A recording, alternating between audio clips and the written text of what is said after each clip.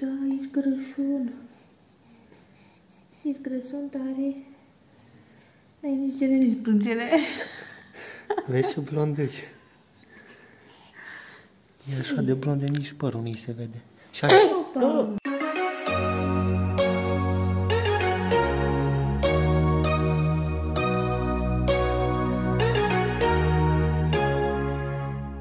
Salutare dragilor, bine v-am găsit la un nou filmuleț.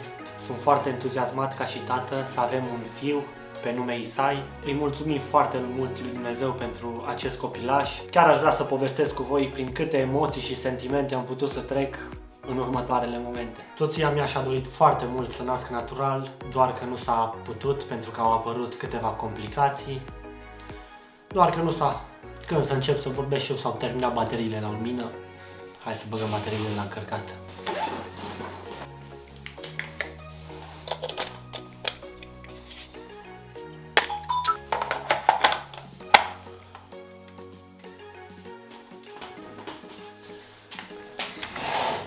A fost o zi destul de specială și plină de încărcătură emoțională pentru că nu ne-am așteptat ca scumpa mea soție să nască prin cezariană, dar îi mulțumim lui Dumnezeu că El ne-a purtat de grijă, El ne-a ajutat, a venit cu bine scumpul nostru Isai. Eu sincer nu sunt obișnuit, mă simt așa în continuare fiind copil, mă simt ca și cum sunt un copil care are un copil, e ceva așa ciudat.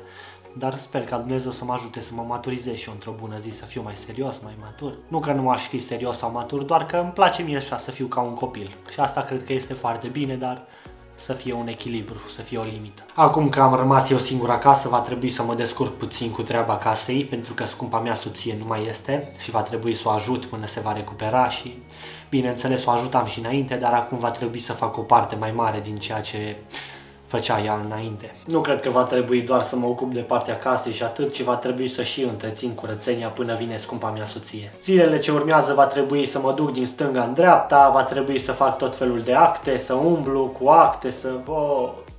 Îi puțin de umblat, dar Dumnezeu ne va ajuta și vom termina cu bine și cu actele și de-abia aștept să vină micuțul nostru aici pentru că mă simt așa parcă mi l-ar fi furat cineva, nu știu dacă și voi care sunteți tați ați avut sentimentul acesta de parcă v-ar fi luat cineva copilul. E puțin ciudat, dar sper să ajungă cât mai repede acasă și să ne putem bucura de micuțul nostru Isai.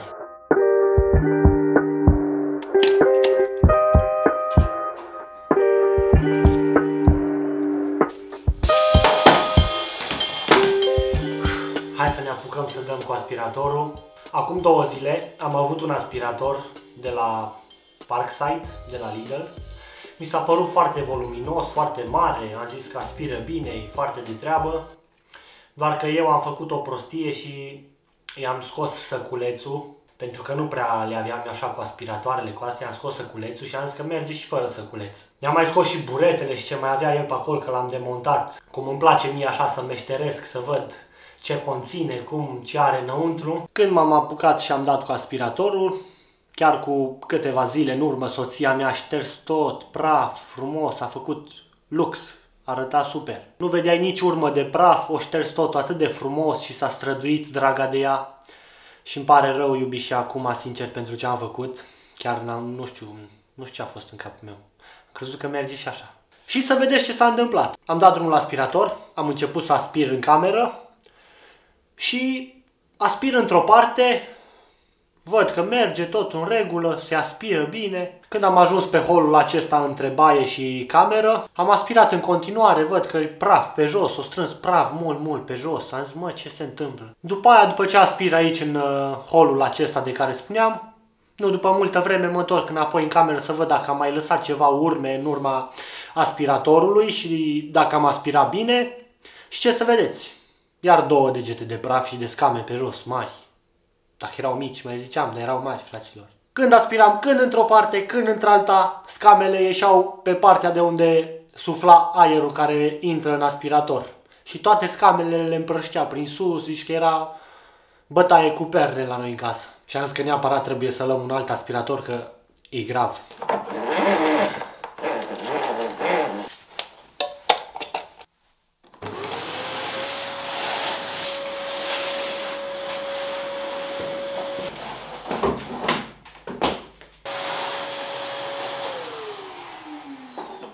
Chiar am așteptat ziua aceasta când o să stau acasă și nu o să mă mai duc la muncă pentru câteva zile. Ce bună e relaxarea asta, chiar dacă mai avem alte treburi pe lângă, dar este bine și când avem câteva zile de concediu în care putem să ne relaxăm. Că te relaxezi făcând treabă sau muncind prin alte părți pe acasă, măcar nu e aceeași chestie cum ar fi să fii la muncă și să lucrezi acolo. Bine, fac vlog, ce ești bine? Te plictisești? O, dragă de tine. Te iubesc mult, puiucule, și te apreciez că ești puternică. Și îți mulțumesc că ai făcut un bobo frumos. Nu mă doare chiar de tare pe cât mă așteptam. Ce nu te doare chiar așa tare cât te așteptai? De operația. Operația? Cum a fost, iubi, reacția ta când ai născut? Cum adică? Așa, când ai văzut că tu vrei să naști natural și ai văzut că te bagă în cezariană.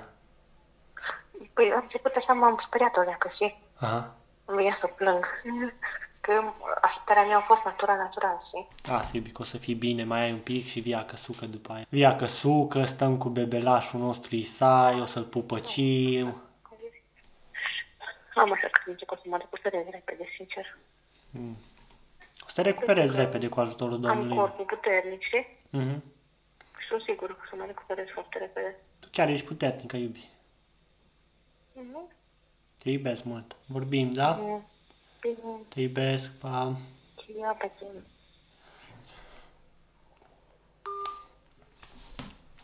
Chiar mă uitam așa la soția mea, ce scumpă era ea, așa învelită acolo cu plavume peste ea. Era așa în durerile alea. Începea draga de ea să se dezamorțească de la anestezie. A fost o experiență și este o experiență așa destul de ciudată. Parcă s-a întâmplat tot așa în câteva minute, pe repede înainte. Și dintr-o dată m-am trezit cu copilașul. După ce am văzut-o pe soția mea, că suferă atât cu cezariană, cu durerile, pe tot parcursul sarcinii, mă face așa să o apreciez mai mult, să o iubesc mai mult, să o respect mai mult și să o ajut mai mult în tot ceea ce face ea, să fiu și eu pe lângă ea așa tot timpul. Să văd ce mișcă și să pot să ajut și eu cu ce se poate. Dumnezeu să ne ajute pe toți să ne apreciem soțiile pentru modul în care ele au grijă de noi și pentru tot efortul pe care ele le depun ca toate lucrurile să fie cât de cât așezate. Acum chiar toate nu pot fi perfecte, dar îi mulțumim lui Dumnezeu că El este bun și îndurător cu noi. Mă apuc să împachetez hainele acestea ce le avem pe aici. De-abia aștept să vină micuțul meu Isai.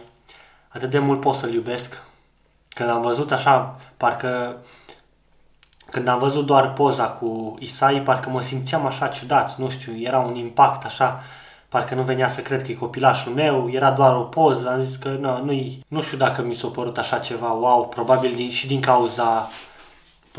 din cauza emoțiilor care erau foarte mari, n-am putut să mai simt bucuria sau nu știu cum să mă exprim. Cred că mă înțelegeți voi cel mai bine, ori poate sunt eu mai diferit de alții. Am eu această problemă, nu știu. Dar când am ajuns să-l văd eu cu ochii mei, wow, s-au schimbat toate sentimentele, emoțiile mele, eram așa uimit. Foarte frumos, parcă e așa un vis. Am avut și o întâmplare frumoasă când m-am îndreptat spre soția mea să merg la programul de vizită, să văd ce face, cum se simte.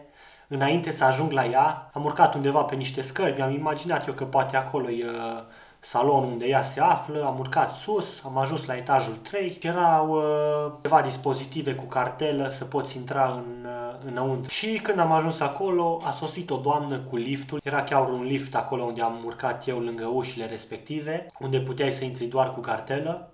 Și a venit o doamnă și m-a întrebat că ce caut acolo. I-am spus că o caut pe soția mea, a născut dimineață prin cezariană. Și am eu spus, păi nu aici sunt saloanele pentru vizită, aici sunt saloanele pentru copilași. Și atunci mi s-a aprins așa o antenă, aoleu, poate e aici copilașul meu Isai. Mă gândeam eu în inima mea, în gândul meu și îmi zice la un moment dat doamna respectivă, hai dacă tot ai urcat până aici, hai să-l vezi și pe micuțul tău. S-a dus acolo, l-a căutat în saloane, stăteam cu ușa așa întredeschisă, așteptam să văd ce se întâmplă, când vine cu el. Și nu mă aud așa dintr-o dată un plânset foarte puternic.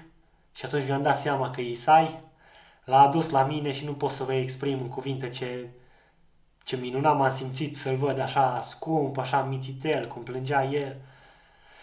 Wow, e un sentiment tare frumos care te copleșește, te lasă fără cuvinte. Cât de frumos lucrează Dumnezeu, că nimic nu este la întâmplare. Eu am crezut că am făcut o greșeală, că am urcat acolo, dar Doamna aceea mi l-a adus să-l văd așa și m-am bucurat tare mult. După care mi-a și explicat unde se află soția mea, am coborât jos, plin de bucurie, că l-am văzut pe Isai. Și am ajuns și la scumpa mea soție între timp. Draga de ea stătea acolo, de-abia mișca ea așa, era așa între adormită, obosită, nu știu cum să spun. E un sentiment foarte plăcut și de-abia aștept sincer să ajung acasă, să...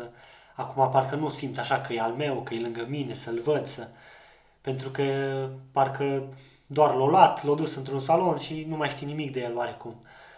Dar sunt sigur că sentimentele și emoțiile și dragostea față de copilașul nostru va crește când va veni scumpa mea soție acasă cu el și de-abia aștept să vin acasă și să vedeți și voi ce scump este și să-l filmăm mai mult pe scumpul nostru Isai și să vă bucurați împreună cu noi de creșterea lui, când el va crește mare, când va începe deja să vorbească. Rămâneți alături de noi și de familia noastră și bucurați-vă împreună cu noi de toate momentele frumoase pe care noi toți le vom petrece împreună pe acest canal. Iar noi, la rândul nostru, ne vom bucura și noi împreună cu voi și cu evenimentele speciale din viața dumneavoastră.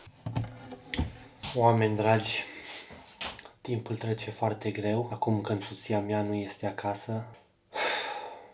Încărcătura emoțională este puțin cam mare și nu am avut poftă nici de mâncare și nici acum nu prea am, dar o să mă pun să fac niște paste. Mie îmi plac foarte mult pastele. Voi mânca niște paste. Sentimentele, emoțiile astea parcă le fac așa să nu mai ai așa poftă de mâncare, să nu mai ai nicio stare. Nu știu dacă și voi experimentați asta când aveți emoții foarte mari, de nu mai aveți poftă de mâncare și așa, dar eu experimentez. Cred că toată lumea experimentează asta. Nu știu ce să zic. Spuneți în comentarii dacă și voi vă confruntați cu această poftă de nemâncare când vă aflați în emoții prea puternice.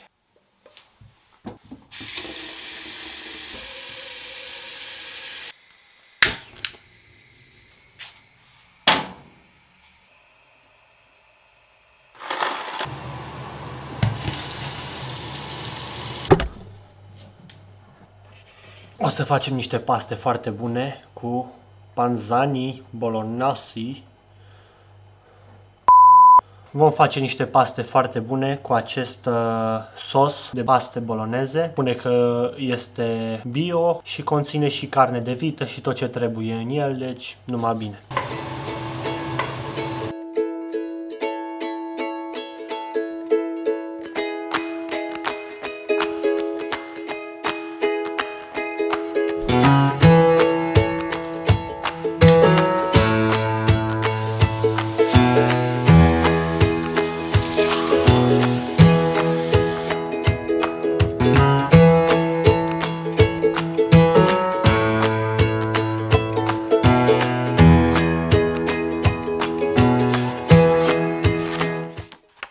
Ia aminte, Doamne, și ascultă-mă, că-ți sunt nenorocit și lipsit. Păzește-mi sufletul, că sunt unul din cei iubiți de tine. Scapă, Dumnezeule, pe robul tău, care se încrede în tine.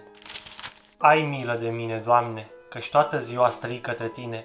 Înveselește sufletul robului tău, căci la tine, Doamne, îmi înalți sufletul.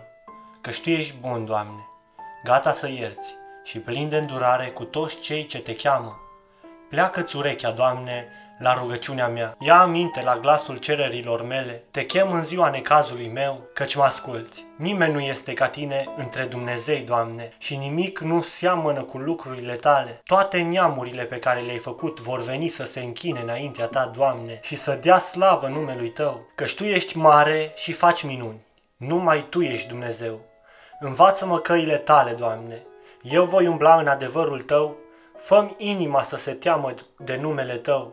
Te voi lăuda din toată inima mea, Doamne Dumnezeul meu, și voi preamări numele tău în veci. Căci mare este bunătatea ta față de mine și tu îmi izbăvești sufletul din adânca locuința morților. Dumnezeule, niște îngânfați s-au sculat împotriva mea, o ceată de oameni asupritori vor să-mi ia viața și nu se gândesc la tine. Dar tu, Doamne, tu ești un Dumnezeu îndurător și milostiv. îndelung răbdător și bogat în bunătate și în credincioșie. Îndreaptă-ți privirile spre mine și ai milă de mine. Dă tărie robului tău și scapă pe fiul roabei tale. Fă un semn pentru mine, ca să vadă vrăjmașii mei și să rămână de rușine. Căci Tu mă ajuți și mă mângâi, Doamne.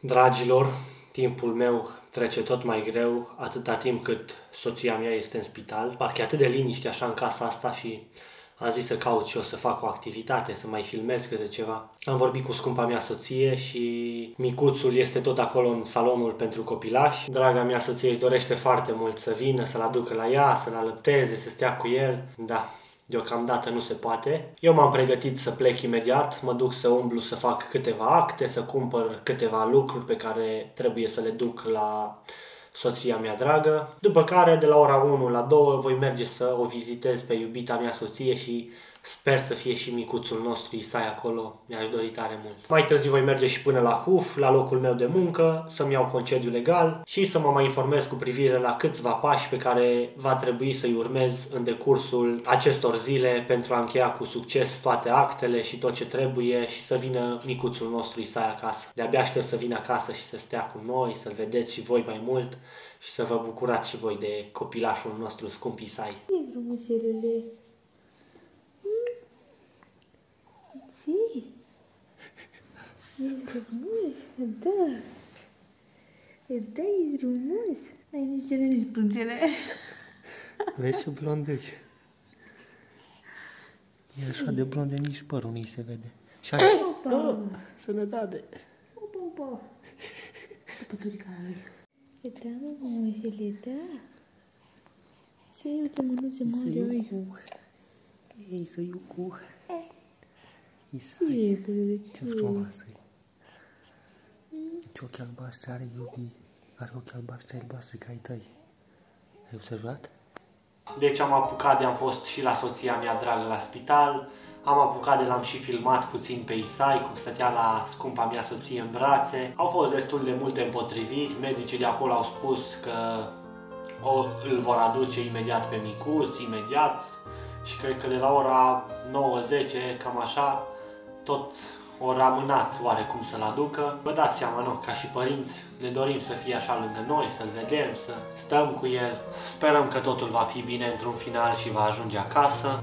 Mă, sincer să fiu, vreau să vorbesc cu voi și despre asta, despre ce anume? Despre medicii de aici, de la Spitalul Județean Arad, de la maternitate. Sunt niște medici foarte superbi, unii dintre ei, din ce am înțeles de la scumpa mea soție și ce mi-a povestit, pentru că tot timpul stau și povestesc cu ea și vorbesc cu ea toate lucrurile, tot ce se petrece. Și am înțeles că sunt niște oameni atât de deosebiți, care se comportă atât de frumos și au un caracter atât de minunat și își fac treaba așa cu dragoste, cu drag, chiar dacă nu e cea mai plăcută meserie de multe ori ca asistent sau ca infirmier. Mă rog ca Dumnezeu să-i binecuvinteze pe medicii aceia care își fac treaba cu dragoste, cu pasiune, chiar dacă de multe ori este greu.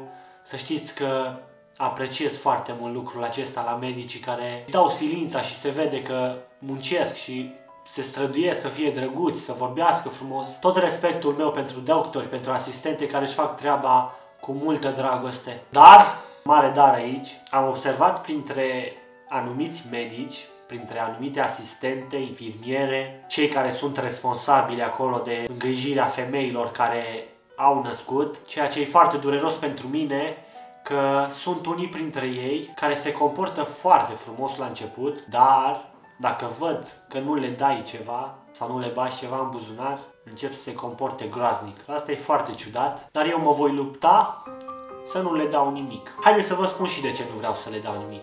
Așa inima parcă mă împinge așa să le dau, așa un gest, să le mulțumesc pentru ceea ce fac ei, că se comportă atât de frumos. Dar că nu le-am dat, am văzut că unii dintre ei s-au comportat frumos doar la început, după care când au văzut că nu le-ai dat nimic, au început să se comporte foarte urât, să vorbească, nu exagerat, să fie vulgari, dar se comportă așa, sictiriți, așa, își fac meseria așa în scârbă dacă nu le dai nimic. Cred că ați întâlnit și voi lucrurile acestea. femeile care urmăresc acest vlog și tații care sunt aici, cred că ați văzut și voi astfel de medici care se comportă foarte urât dacă nu le bagi în buzunar grosul. Da, să revenim la subiect. De ce nu vreau eu să le ofer medicilor acestora care se comportă frumos doar pentru câteva momente, apoi se comportă jalnic? Nu vreau să le dau nimic, știți de ce? Pentru că sunt oameni, sunt femei care poate nu au o stare financiară foarte bună și apoi medicii respectiv se vor comporta groaznic cu ei. Pentru că ei nu au posibilitatea să bage mâna în buzunar și să le dea câte 50 de lei, câte 100, 200 de lei, cât oferă mulți alți oameni pentru ca medicii să se comporte frumos. Cred că ar fi foarte frumos și am trăit într-o lume total diferită și frumoasă, nu știu dacă vreodată se va întâmpla și asta la noi în România, se comporte frumos, să-și facă meseria cu drag, cu dragoste, să fie respectuoși, nu să aștepte mereu ceva în schimb. Și zic ca Dumnezeu să ne ajute pe toți să avem astfel de dragoste, oferind, ajutând, iubind, fără să așteptăm nimic în schimb. Toate lucrurile vor fi răsplătite de Dumnezeu la momentul potrivit. Nu așteptați să primiți ceva în urma lucrurilor pe care le faceți și așteptați răsplata de la Dumnezeu. Dumnezeu vă va răsplăti într-un mod sau altul, nu știu cum, dar Dumnezeu te va răsplăti atât de minunat cum nu poate să te răsplătească 1000 de oameni la un loc. Oameni dragi, medici dragi, care poate faceți lucrurile acestea, vă spun cu durere în inimă, gândiți-vă că poate îngrijiți chiar unul dintre copilașii voștri. Vă rog eu frumos, haideți să nu ne mai gândim doar la bani, să avem, să strângem, să fim bogați, să căutăm prin orice mijloc, doar să sucim mințile oamenilor, să scoatem ceva bani de la ei. În viața aceasta nu este vorba doar despre bani, despre a face, despre a fi faimos, bogat. Da, a fost o zi grea, o zi obositoare. Dar îi mulțumim lui Dumnezeu că într-un bun final a fost cu noi, l-a adus pe micuțul Isai lângă noi, au început să se comporte puțin mai frumos și am observat foarte mult că nu noi facem de multe ori așa lucrurile să meargă, să fie totul bine și oamenii se comporte frumos, ci am observat că cele mai mari lupte se poartă pe genunchi. De fiecare dată am observat când am pus genunchiul jos și m-am rugat către Dumnezeu, am observat că de fiecare dată El ne-a ascultat, El ne-a dat biruință și am văzut cum toate lucrurile au început să meargă atât de frumos. Când l-ai strigat pe Tatăl întregului univers, toate lucrurile încep să se schimbe, toate lucrurile încep să se miște, să încep să ia o întorsătură la 180 de grade. Haideți să ne gândim la acest Tată minunat, nu ca la un Dumnezeu religios, la biserici, la icoane, la aur, argint. Nu e vorba despre asta. Să ne gândim la Dumnezeu ca la Tatăl nostru. Să ne gândim la Dumnezeu mai mult decât un Dumnezeu al religiei, a bisericilor, Nu, să ne gândim ca la o persoană cu care poți să vorbești, să comunici, care te ascultă, care îți vorbește și care vede totul atât de clar și bine. Vă încurajez și pe voi să vă rugați și să strigați la Dumnezeu în orice problemă v-ați afla.